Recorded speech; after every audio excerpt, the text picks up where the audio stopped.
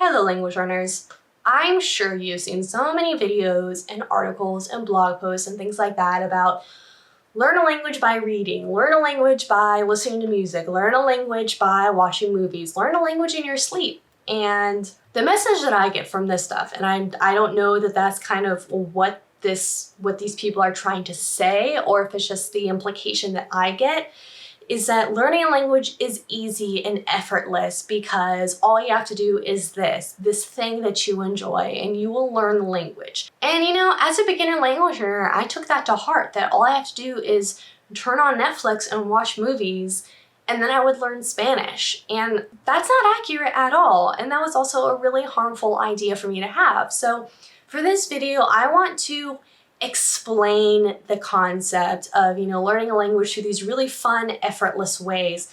Explain what people mean by that and what you should be thinking of when you hear concepts like this. I mean, in reality, these concepts, they're technically true, but they're not the whole story. They're technically true, but there's more information there that is missing, that the people who are watching these videos and reading these articles, they don't have that information. It's not stuck in on there, and because they don't have that information, because that information is assumed, it really perpetuates the cycle of what's wrong with me and let me just read this book or watch this movie and it'll magically happen. That's not true. So let's talk about why. The short answer to this is that anything that you do to interact with the language that brings you joy is helpful, is beneficial, and can really, really help to push your language learning forward. Absolutely. However, the long answer to this is much more important, unfortunately. There's three major points that I have for this video, three major things to keep in mind when you see stuff like this that is really important to understand and use this content in a way that is helpful and legitimate and will actually push your language learning forward. The first thing that is assumed but not explained in all this content is that things like reading a book, things like watching movies, things by listening to music to learn language, these are all defined as comprehensible input. That's a scary word if you don't know what that is. Comprehensible input is just a fancy way of saying that you are taking in the language, you're consuming it in a way that you can more or less understand. You don't have to understand all the words or all the phrases. There can be things that you look up and you don't necessarily have 100% comprehension, but you get the general idea. You can follow the general idea or the plot or the message. The idea is that you do have to have a general idea of what's going on in order for it to be helpful. Now, depending on what it is that you're watching or listening to and reading, this does require a certain level of vocabulary, of comprehension, of, different things. Like, if you're watching a movie, for example, you do have to have a certain level of listening comprehension and a certain level of vocabulary depending on what you're watching. If you're watching a movie that you don't understand at all, then it's not going to help. You're not just going to randomly pick it up magically become fluent in the language just because you kept watching this movie that you didn't understand. That's not how it works. You have to generally understand what's going on. It doesn't have to be perfect. You don't have to understand everything, but you do have to understand the basic idea. The second thing to keep in mind with this kind of messaging is being aware of what it is that you're practicing. I've talked to a lot of English language learners who say that they have learned a language by reading books, which is really inspiring, especially if you love reading and that's something that excites you. The idea that you can pick up a book, learn all this vocabulary, and all of a sudden just be able to have a conversation. The thing to keep in mind here is being aware of what language skills you are practicing.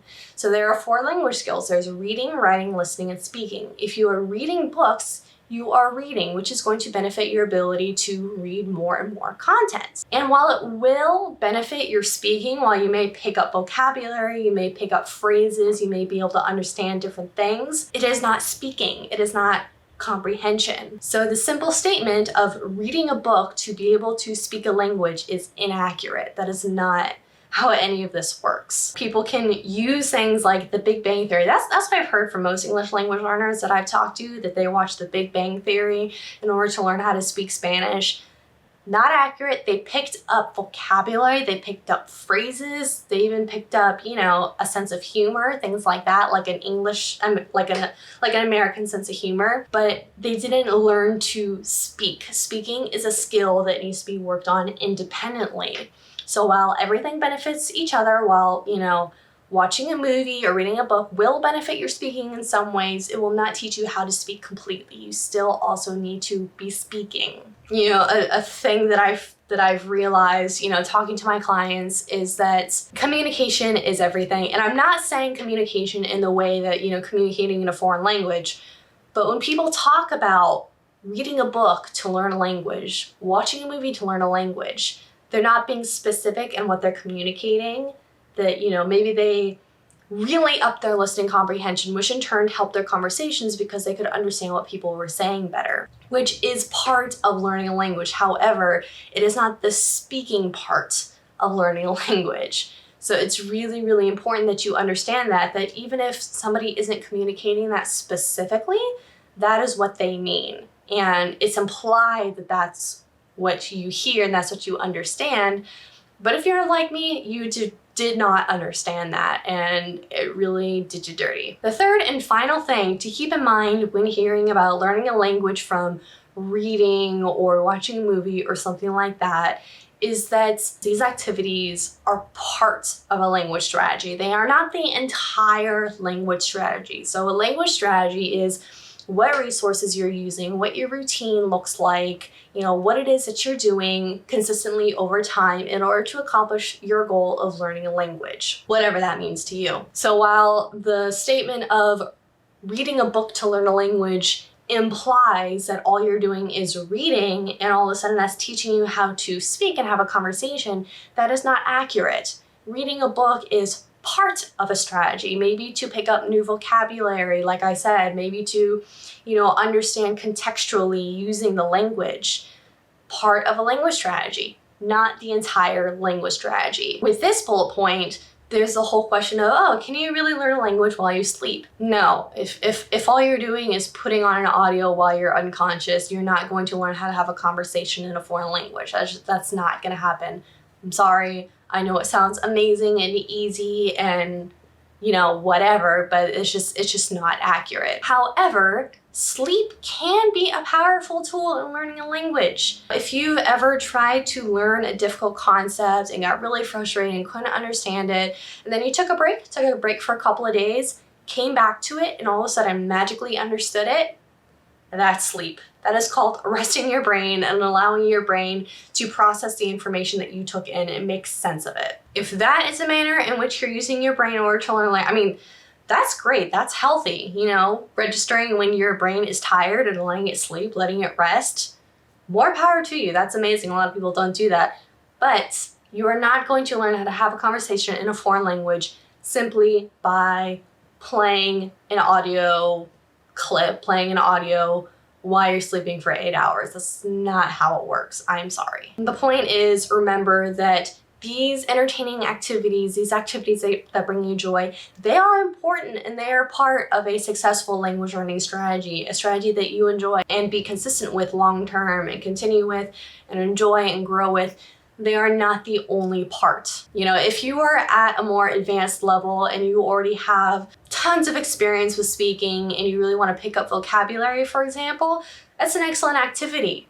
But that is not the only part, that is not the only piece of a language learning journey. You need other activities, other skills being built, other experiences. A successful language learning strategy is complex and multifaceted and flexible, changes over time with your needs, your desires, who you are, what you know, time you have available to study, all sorts of things. It's not, unfortunately, it's not as simple as picking up a book and figuring out as you go. Sorry to disappoint, I apologize. But that is all I have for this video on reading a book, watching a movie, sleeping to learn a language. In the comment section below, let me know, you know, what kind of activities you like to do that aren't just textbook or aren't just apps. You know, do you like to read a certain book? Do you like to, watch movies on Netflix or, watch videos on YouTube? What do you like to do? Let me know in the comment section below.